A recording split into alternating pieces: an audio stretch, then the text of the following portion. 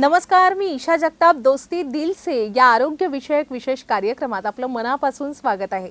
आजकाल आपण अशा घटना वारंवार ऐकतो की 30 ते 40 वयोगटातील व्यक्तीचा हृदयविकाराच्या झटक्यानं मृत्यू झाला, जे अतिशय गंभीर आहे।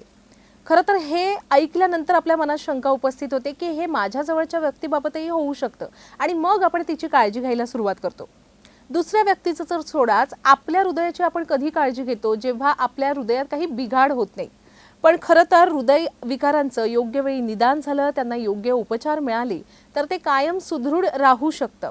आज आपल्या भारतात हृदय विकाराच्या धक्क्यानं मृत्यू होण्याचं प्रमाण प्रचंड वाढलंय।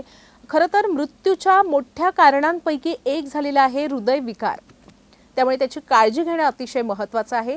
आज आपण कोणतं तेल खायला हवं, आपण किती व्यायाम करायला हवा, एकूणच कशा प्रकारे आपल्या हृदयाची काळजी घ्यायला हवी याबद्दल तज्ज्ञ व्यक्तींकडून सविस्तर माहिती मिळवणार आहोत आणि त्यासाठी आजच्या या कार्यक्रमात सहभागी झालेले आहेत डॉक्टर कुणाल पाटणकर।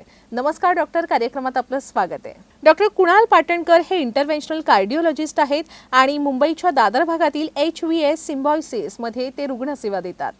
तसंच आजच्या चर्चेत सहभागी झालेले आहेत डॉक्टर हर्षद सागर। नमस्कार डॉक्टर, कार्यक्रमात आपलं स्वागत आहे। डॉक्टर हर्षद सागर हे देखील मुंबईच्या दादर भागात असलेल्या HVS सिम्बायोसिस इथे रुग्णसेवा देतात, ते इंटरव्हेन्शनल कार्डिओलॉजिस्ट आहेत।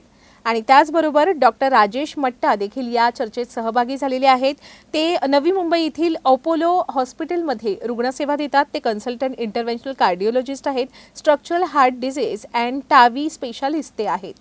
तसंच डॉक्टर विवेक महाजन देखील आपल्याबरोबर जोडले गेलेले आहेत। डॉक्टर, आपलं सुद्धा चर्चेत खूप खूप स्वागत आहे।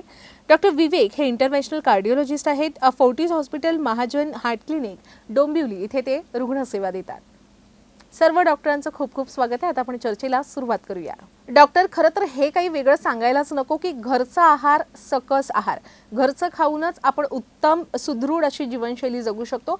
पण आपला भारतीय आहार हा आदर्श आहार कसा असावा, म्हणजे एकूणच आपली प्लेट ही कशी असावी? डॉक्टर कुणाल, हा प्रश्न आम्हाला आहे ना भरपूरदा विचारला जातो ओपीडी मध्ये सुद्धा की काय मॉडिफिकेशन केलं पाहिजे आपल्या जेवणात किंवा इंडियन डाएट अप्रोप्रिएट आहे का?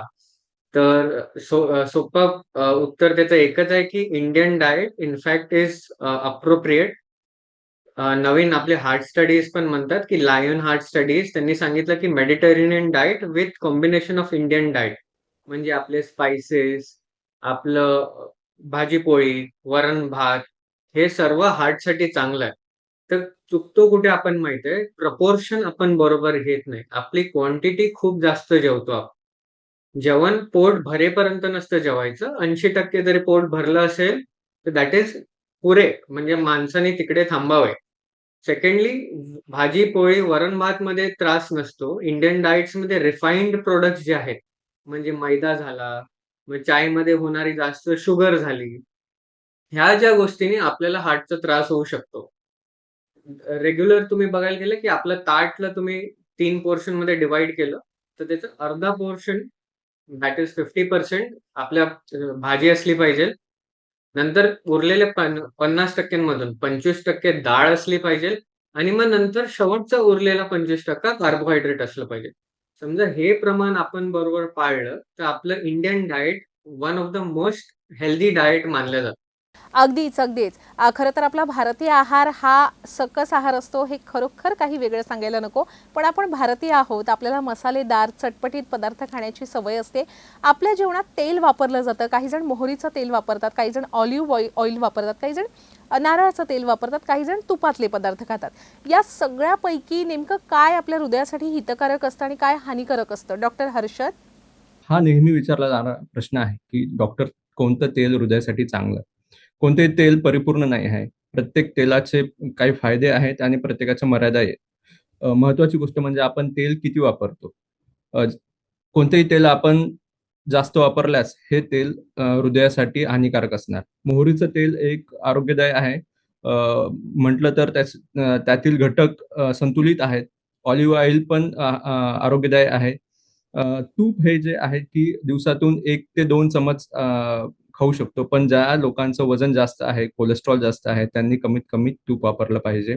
नारळाचं तेल ही आपण कमीत कमी वापरलं पाहिजे, कारण की त्यातील घटक सॅच्युरेटेड फॅटी ॲसिड्स हे जास्त असतात. त्यामुळे ते आपण कमीत कमी वापरलं पाहिजे. सर्वात महत्त्वाची गोष्ट म्हणजे कोणतंही तेल वापरलं चालेल, पण त्यातली जी क्वांटिटी आहे, ज्याचं प्रमाण आहे, हे कमीत कमी ठेवा. दिवसातून 3 ते 4 चमच्याच्या खालीच आपण तेल वापरलं पाहिजे. सुदृढ राहायचं असेल तर दररोज व्यायाम हा करायलाच हवा असं अनेकदा आपण तज्ज्ञ सुद्धा सांगतात किंवा वडीलधारी मंडळी सुद्धा सांगतच असतात. पण या आजच्या धावपळीच्या जीवनशैलीत व्यायामासाठी अनेक जणांना वेळ मिळत नाही. मग ते काय करतात? अर्धा तासाची वेळ काढून चालतात. हे चालणं आपल्या हृदयाच्या आरोग्यासाठी पुरेसं असतं का, डॉक्टर राजेश? तर हे जे प्रश्न आहे की हृदयासाठी अर्धा तास वॉकिंग इनफ आहे का, हा खूप महत्वाचा प्रश्न आहे आणि खूप इम्पॉर्टंट प्रश्न आहे. खूप प्रॅक्टिकल पण आहे. माझा प्रत्येक पेशंटला मी ऍडवाइस करतो की ऍटलीस्ट अर्धा तास डेली वॉक करा, दिवसात कमीत कमी 5 दिवस. ही जी रेकमेंडेशन आहे ही अमेरिकन सोसायटी आणि युरोपियन सोसायटी ऑफ कार्डिओलॉजी जी आहे त्यांच्या साईडने रेकमेंडेशन आहे की आठवड्यात ऍटलीस्ट 150 मिनिट्स आपल्याला मॉडरेट इंटेन्सिटीची एक्सरसाइज करायची आहे. जे आपण ब्रिस्क वॉकिंग म्हणतो किंवा फास्ट चालायचं जे आपण म्हणतोय त्याला आपण मॉडरेट इंटेन्सिटी एक्सरसाइज म्हणू शकतो. आणि जर आपण हे अर्धा तासासाठी करतो तर पुढे फ्युचरमध्ये हृदयाचा त्रास होण्याची शक्यता 30%, 25 to 30% ने कमी होते.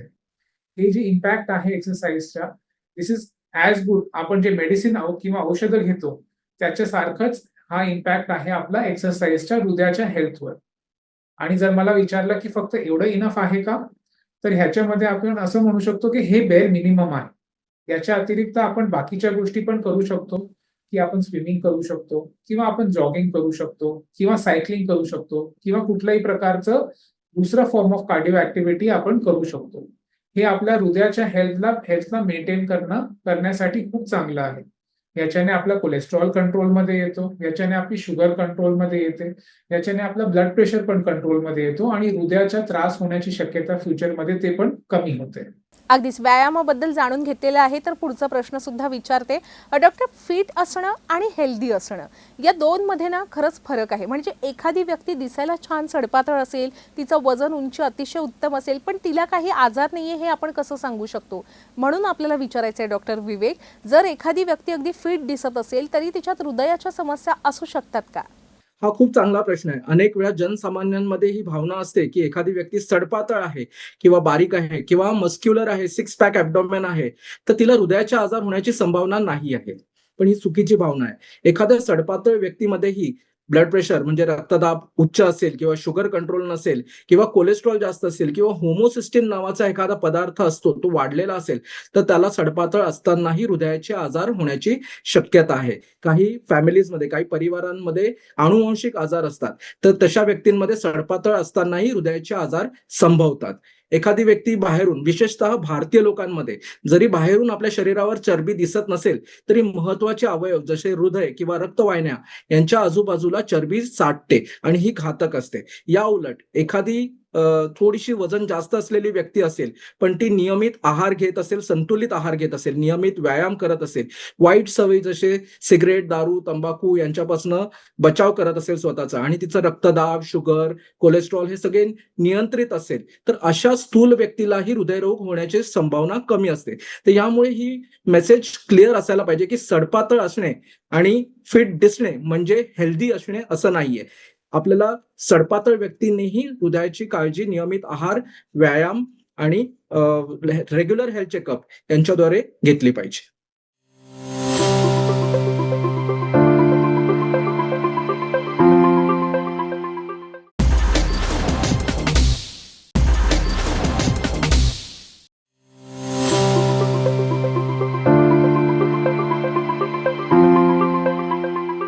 खरं तर ना काही आजार असे असतात जे वयोमानानुसार आपल्या शरीराला जडतात, जसं की सांधेदुखी, गुडघेदुखी. पण मग लोक काय करतात, एकदा का 40शी सरली ना की स्वतःची काळजी घेणंच थांबवतात. आता काय वृद्धापकाळ जवळ आलाय, आता वेगवेगळी दुखणी आपल्याला जडणारच असं त्यांना वाटतं.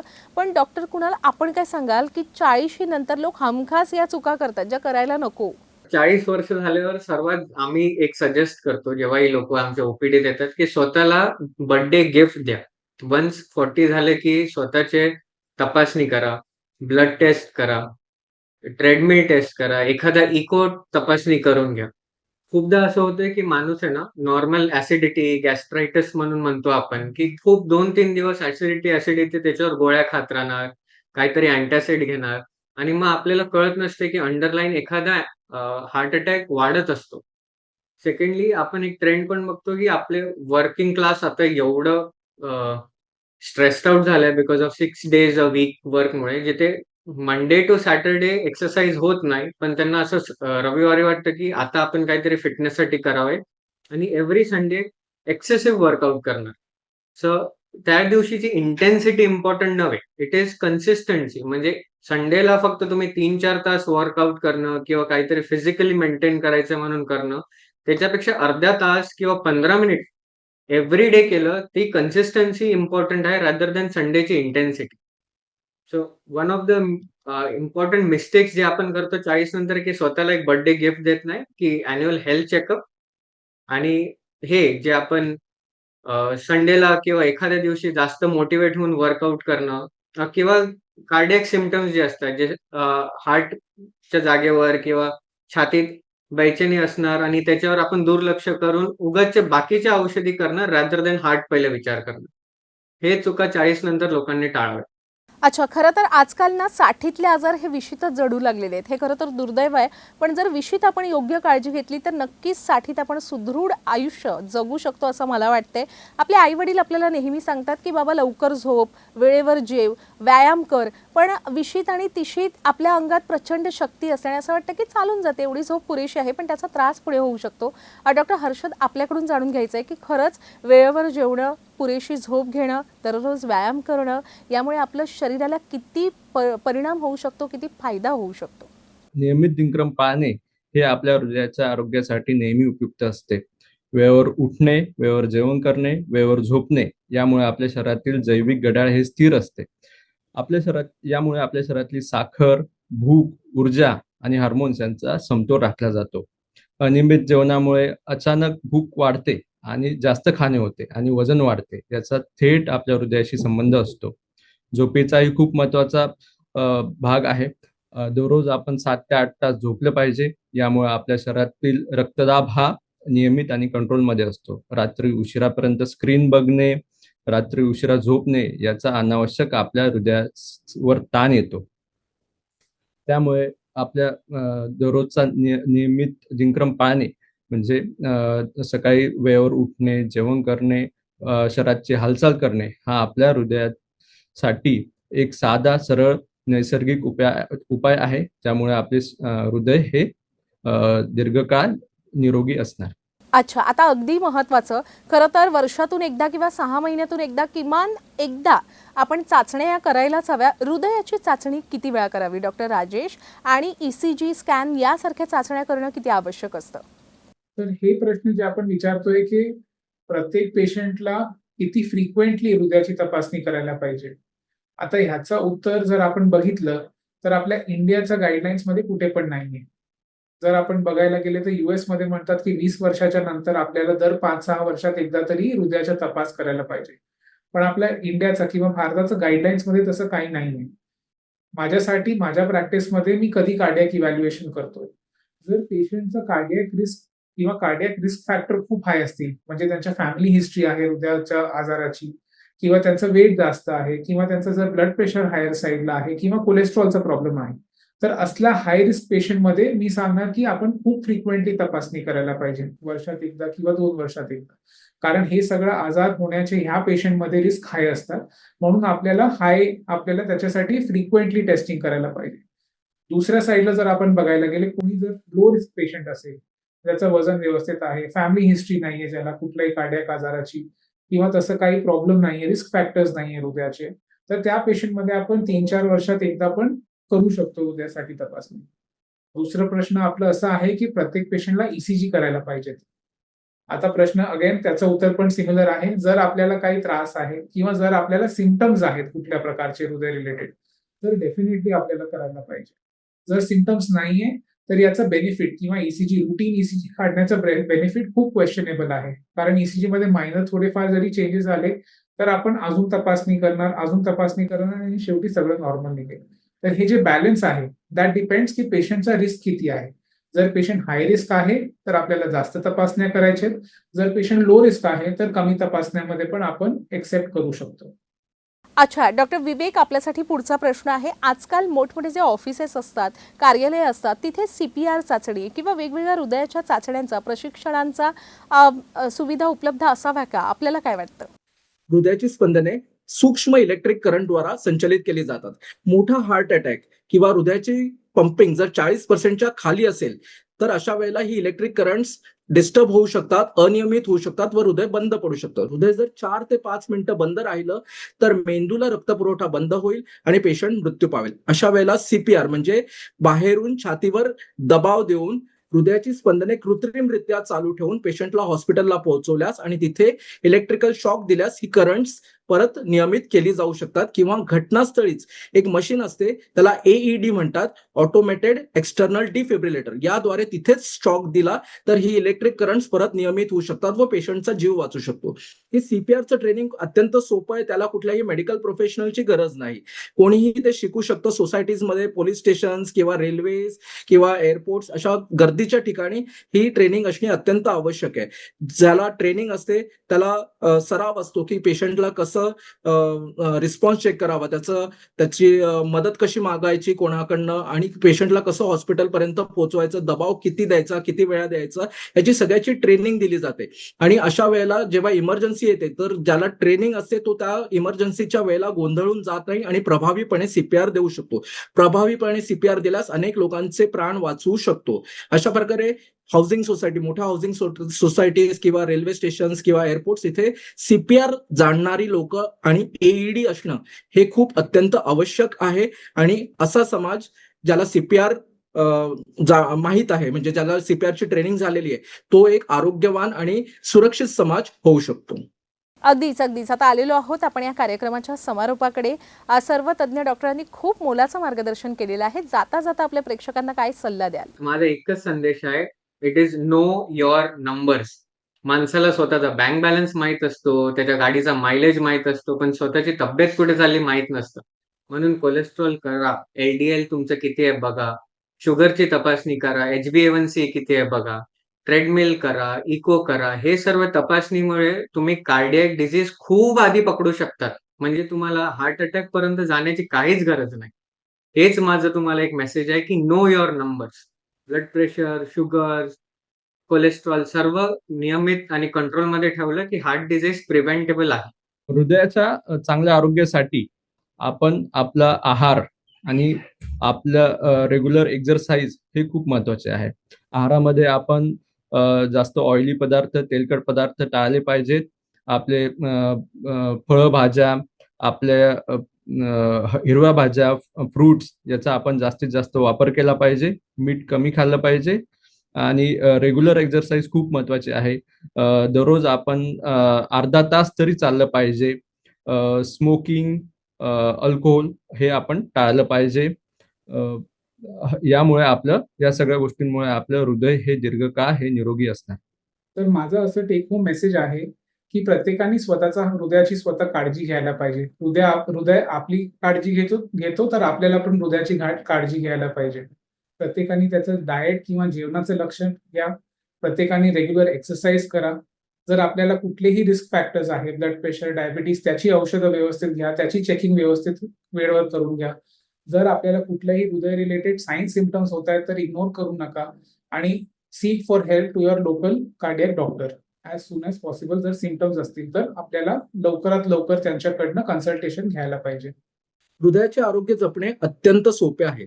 छोट्या छोट्या गोष्टी जसे नियमित व्यायाम करणे, 30 ते 40 मिनिटे फास्ट वॉकिंग करणे आणि अर्ध्या तासाच्या वर सतत बसून न राहणे, ही गोष्ट हृदयासाठी अत्यंत लाभकारक आहे. संतुलित आहार घेणे, सिगरेट, दारू, तंबाखू यांच्यापासून दूर राहणे, आपलं स्वतःचं ब्लड प्रेशर, शुगर, कोलेस्ट्रॉल याची नियमित चेकिंग करणे, हेल्थ चेकअप करणे आणि रोज 7 ते 8 तास पीसफुल स्लीप घेणे, झोपणे, 7 ते 8 तास आराम करणे हे अत्यंत महत्वाचे आहे. अशा प्रकारे आपण आपल्या हृदयाचा आता बचाव करू शकतो आणि CPR शिकून आपण समाजातील इतर लोकांच्याही हृदयाची काळजी घेऊ शकतो व समाजाला जास्त सुरक्षित करू शकतो.